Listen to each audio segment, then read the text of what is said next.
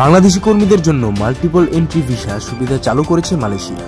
গতকাল মঙ্গলবার আইন, বিচার ও সংসদ বিষয়ক মন্ত্রণালয় এবং প্রবাসী কল্যাণ ও বৈদেশিক কর্মসংস্থান মন্ত্রণালয়ের উপদেষ্টা অধ্যাপক আসিফ নজরুল এ তথ্য জানান।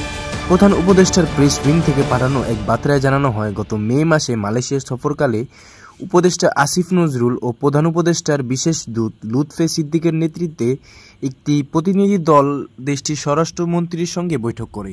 বৈঠকে বাংলাদেশি কর্মীদের ভিসা সংক্রান্ত বিষয়ে বিস্তারিত আলোচনার পর 10 জুলাই এই বিষয়ে পরিপত্র জারি করে মালয়েশিয়া সরকার।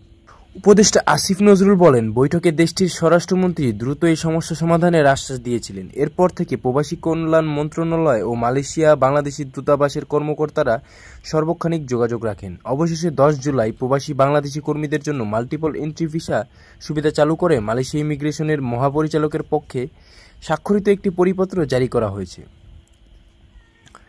আরও বলেন, যেসব বাংলাদেশি কর্মীদের পরিপত্র জারির আগে সিঙ্গেল এন্ট্রি ভিসা এবং temporary employment visit pass PLS issue করা আছে, তাদের নতুন করে মাল্টিপল এন্ট্রি ভিসা আবেদন করতে হবে না।